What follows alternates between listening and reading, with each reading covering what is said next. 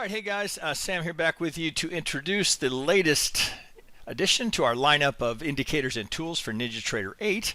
This is the TDU Force Index, which is our interpretation of Dr. Alexander Elder's Force Index. He pioneered this indicator. It's been out. He's released this many years ago. It's, I think, an underappreciated indicator, and I think very, very effective for a futures trader. So let's just break it down a little bit. But first, before I do that and we dig into the parameters here, let me just review what I have on the board here. So I have on this chart. So this is a 4,500 tick chart of the DCES. So I'm recording this on Saturday the 19th. So I'm just going to use, Thursday and Friday will give us plenty, right? So never any need to cherry pick.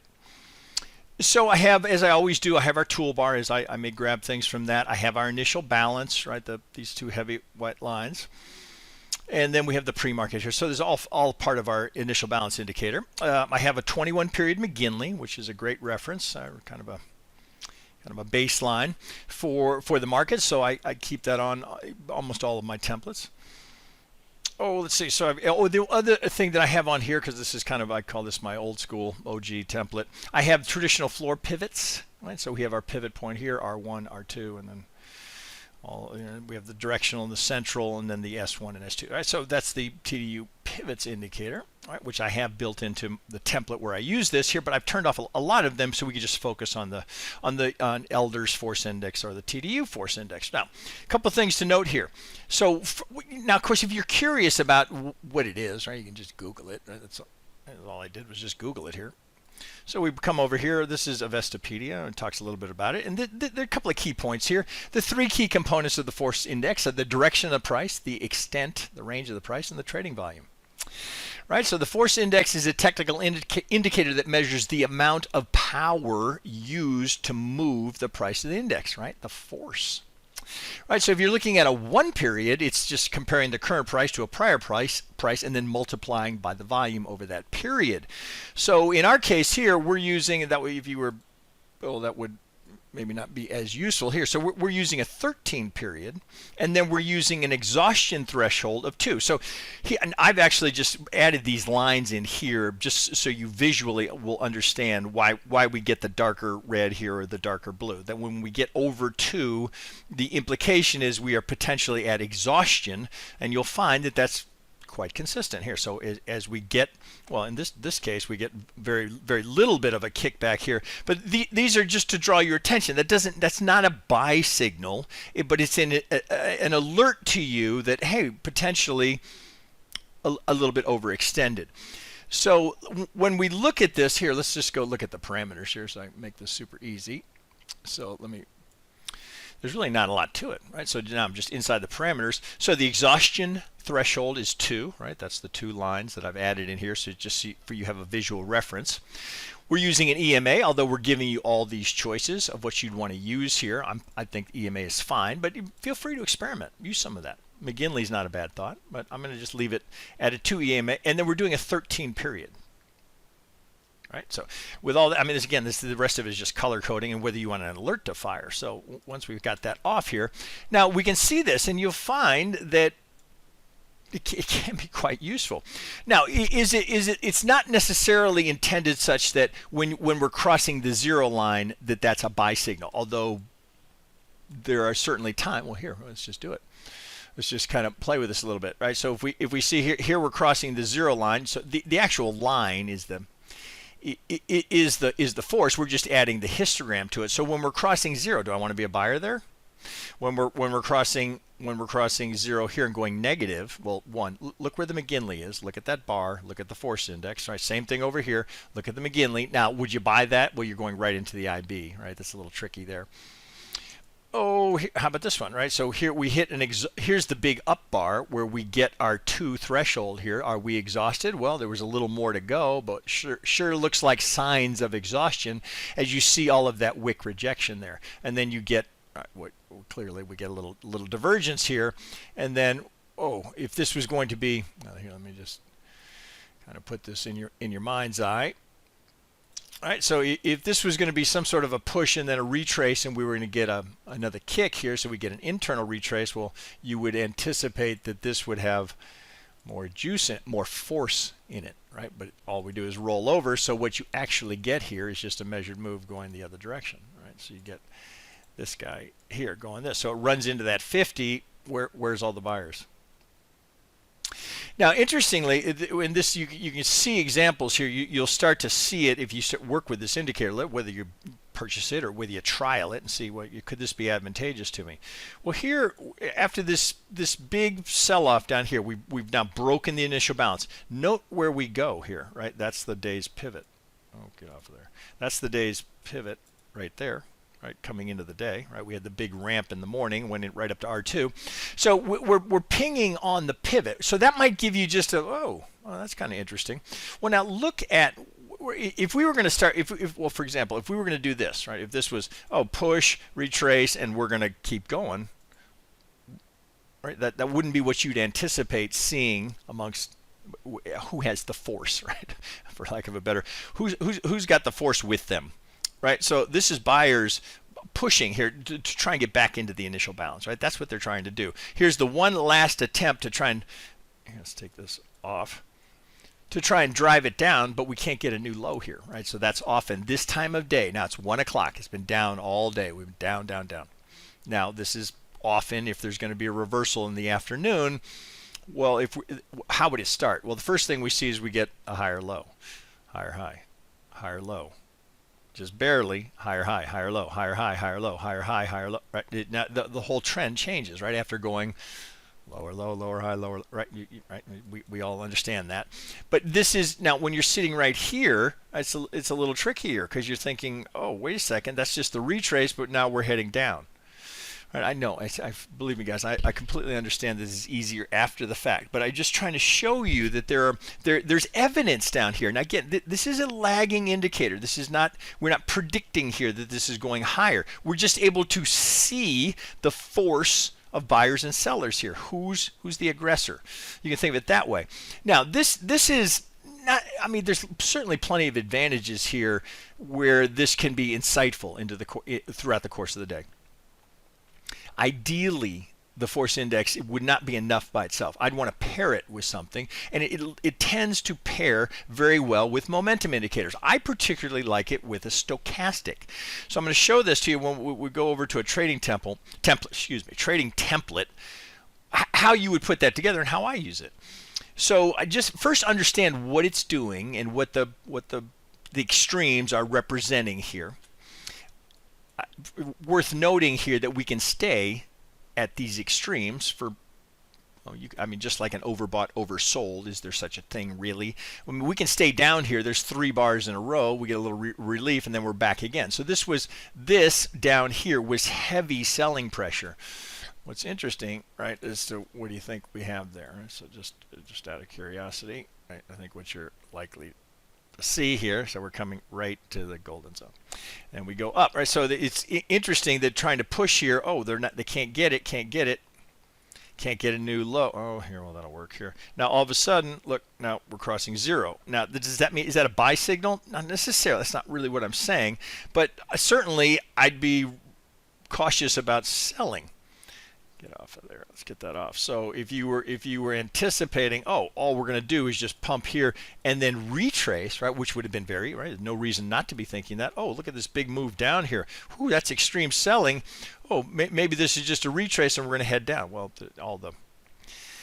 pretty much everything here is screaming at you. No. Now let me show you one of the best examples of how to use this and how effective this can be by going back just one day. All right, so let's go from Friday back to Thursday, and this is really where it shines, right?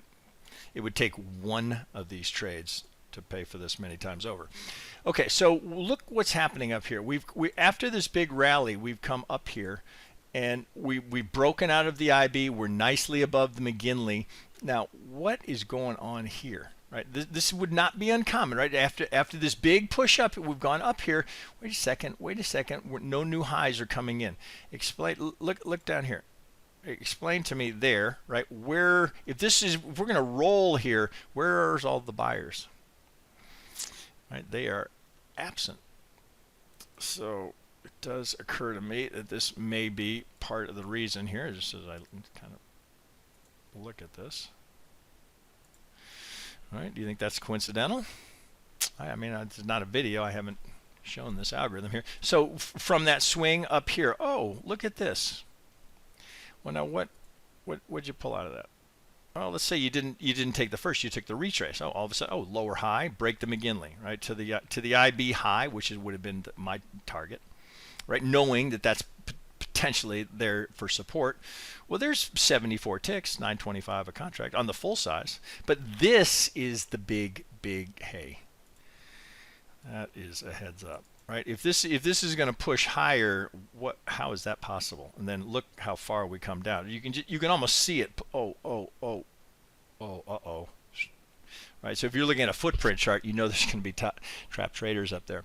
So trap bulls or retail that's late to the party, as they're always late to the party, and then down we come. We roll over. Now as we roll over here, we get. Oh, I guess you could look at this and say, well, hey, that's a new low there, and here, oh, as we look here, potentially you might interpret some of this as divergence here. Whoa. Well, if we're going to sell off right here, right before the ramp at the close of the day, where's all the new sellers? Where's the force of my sellers? Right? They're not there. So, I mean, just a couple of days here kind of shows you how this can be used effectively. It's just a different way to read the volume, but I think divergence is really where it shines. And again, I wouldn't use it by itself, although here's an example where you could use it by itself. I would use it in conjunction. Again, it pairs really well with a stochastic. So let me just pop over here. So here's a chart that I call this my OG template, right? So we're going back. So I have a zigzag on this, right? So that's our order flow zigzag, twice the ATR, or 14 period, right? So every zigzag is twice the ATR. Now I'm just using the native Ninja Stochastic, right? Plays very well with this, particularly well with the force index, right? This is a pair that I would consider that you also look at combining.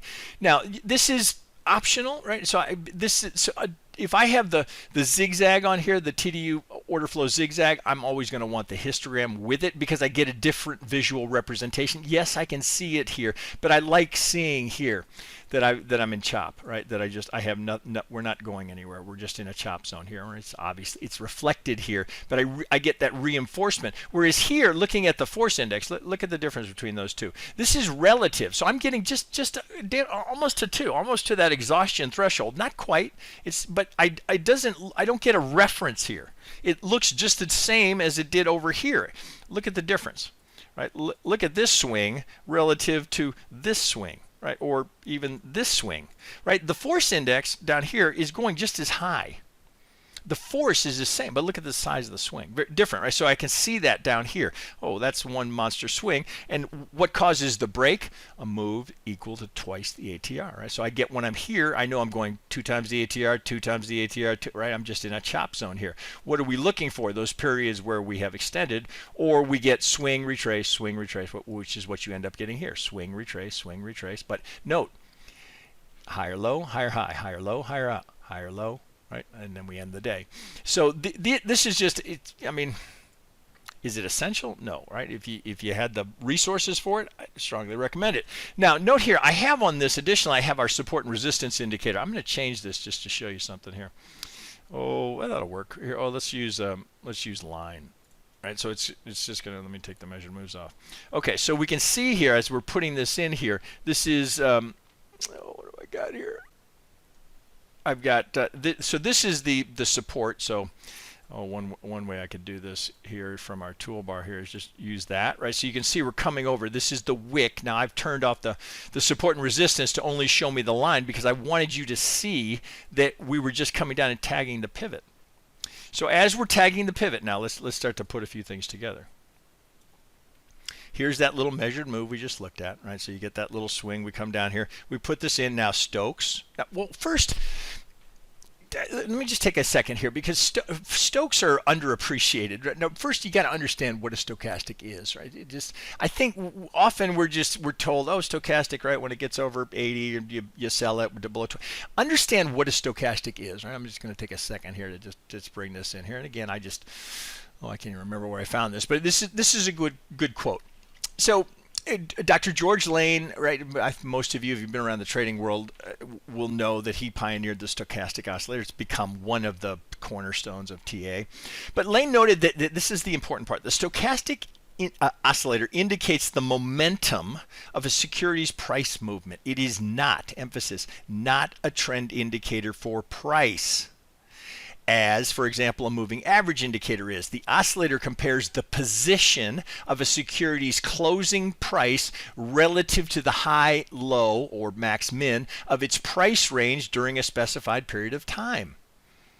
Right, so that's what you have to understand here. So if we think about what the stochastics are showing us here, well, let's use, here's a good example, right? So we have this big ramp up. So where is price, since this is a 14 period, the percent K is a 14 period, well, really what we're looking at is where is price relative to the last 14 bars, right? Same thing on the way down. Where is price relative to the last 14 bars, right? So it's a derivative. It's not even a derivative of price. It's a derivative of the RSI. So you don't really need to know the nuances of the formula of it. You just have to understand what it's telling me. What it's telling me here is that for this push up here, is that 14 bars? It looks like it's about 10, 12. Right? So if I looked here and I said, okay, if I started counting bars, if I start here, start here, start here, over that range, where am I in that range? Right? So I've been rising in that range. So I think you want to be cautious about saying, oh, well, it's over 80, so I'm going to sell it. Now, there are times where, of course, that will be the case. But here, right, you get that's always the knock on stochastics, is that too many false signals. Well, that's why you wouldn't use stochastics by itself. But let's see if I can find it. Well, here we can just go back to this day. It was just this stunning example. Right there. So if we look up here, we see this we've had this little swing structure here. So we did get a retracement here. We noted here as well as here, equal to 2 times the ATR. We hold above the McGinley. Now, look, much like an RSI, the midpoint is very important, right? So we come back to the 50. We can't get any lower. If this was going to be a sell-off here, we're going to go back into the IB, right? You'd anticipate this to stay negative. You'd anticipate this to make the full loop down below 20, but we pivot at the 50, and then we're back up again. Now, we're up here, right? Well, this is where we just drew this out, and it's like, oh my God, what a stunning example. Well, first, right, we see the divergence here in the swing structure, right? So this is a shorter swing and less volume. We get the obvious, right, where this is, boy, talk about earning your keep for an indicator. Boy, hello. All right, now as we start to come down, now what's the difference between being over 80 here and being over 80 here or being over here? There is none, right? So thus all of these signals, are these false signals? They're not signals. They're just notification of where price is in that range. Now, once we start to fall down underneath it, I don't know that I would blindly sell this, but this right here is particularly attractive because I can see now, well, one, I go back. Remember, I go back far enough to go 2 times the ATR, right? So I can see it down here, that little green blurb there. Look, I get 1 bar in the force index that goes over the 0 line. Look at the stochastics, right? This is just in free fall, right? We're just down, down, down, down, down, down, down. Right, so even though I've got this little push here that gives me this, and these little pivots here, these are just far enough to get to the ATR. Why? It looks small, doesn't it, right? But the average to range over 14 bars. So the contraction, right, the volatility is contracting here, so it takes less movement to move twice the ATR over 14 periods. Because if we start adding bars, oh shit, if we just start, if we take 14 bars, we would probably include most of this. Right, so the range is getting smaller, thus easier down here, easier to break twice the ATR because the ATR is contracting. Now, once we start to move, all of a sudden ATR gets bigger. So this, right? Well, I can do it here, but here's a look at how nice these are. Again, these are just little things to look for, right? So there's the first attempt, right? Lower high. Look at the Stokes. Look at the force. How about this one, right? Right to the 21 McGinley. Oh, I can't even get to 80 here. I can't get there. No. Can't get to 2 points, right? I barely get a pivot here. What a nice looking sell that is.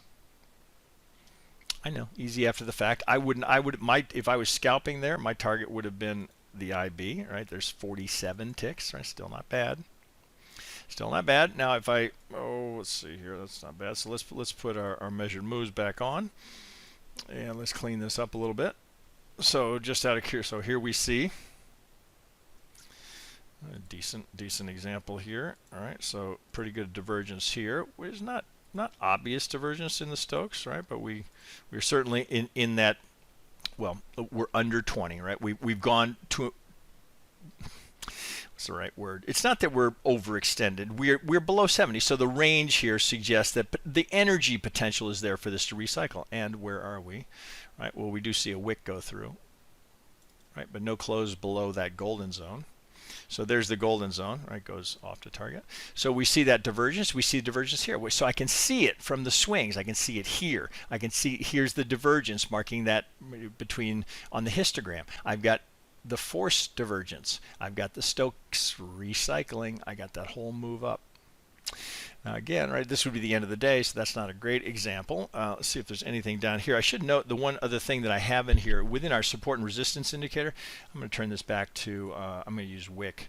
But one of the features that's nice in that is that I have an overbought, oversold in here as well, and I can use different features here. So I can use either the RSI or I can use the MFI, the money flow index. So the MFI is just an RSI that includes volume. So I prefer, in this case, well, let me show you. I prefer it with the MFI because the RSI I get too many signals, right? So all of this is overdone, right? All overbought, right? See, I don't like that language.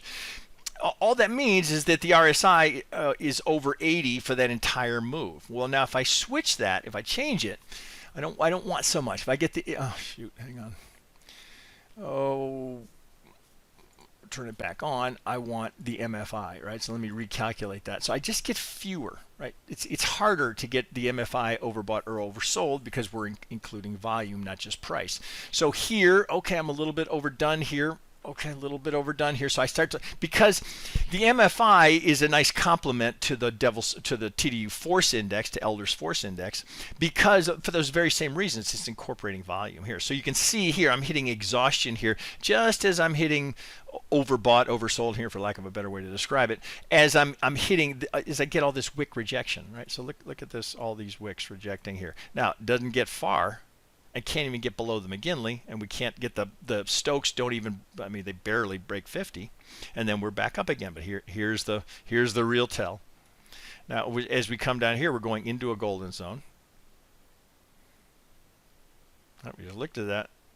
Up it goes. Now here's a little pause here. So this is kind of thing that can scare you out of a trade. That's why you got to be using this. So you might think, oh, it's overbought. I can see the MFI.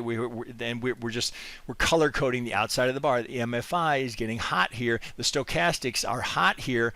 Do I want to sell that? Well, careful now, right? So in traditional Stokes, if you were using this for overbought, oversold, you'd want to see that come down underneath, right, below 80. Doesn't make it. It's got another leg on it, which is why careful of this as an overbought. Oh, it's overbought, I'm going to sell it. I would not encourage you to use it that way. It's just an awareness of where we are in that range, right? But if you don't really understand what the Stokes are telling you, you might see that, oh, it's over 80. Well, I better sell it, right? Then you're selling right into that. Now here, this is the overnight. Okay, so there's a few ideas. I think this can be a really useful indicator. Just another way to incorporate some volume analysis, right? The old maxim, volume precedes price. Well, you know, that's something to keep in mind. So anything that we can give you to help you get a further insight, whether we're looking at delta or a footprint chart, or for those of you that prefer a traditional candlestick chart, we're trying to give you that same insight. What's happening in the volume? What's happening with indicators maybe I don't have room for on my chart here, but I've got an MFI in my chart. Right? I mean, you could say the same thing about the order flow zigzag, right? Do I need this down here? Well, it's giving me a different representation of it. Do I need it? I still can see here that that's gone 2 times the ATR. I just think this gives me a better visual representation of when I go into these low volatility zones here. I get a different way to look at it rather than this, right? It's just as high as this was. All right, I think I made my point there. And then, of course, here as we wrap up, and of course, all the measured moves. all the measurements. This was, I think, the trickiest day of the week here. Just as I wrap up, this was a look at the entire range of the day. Now this was waiting for the Fed, right? No range here at all, right? So you look here, same kind of a thing.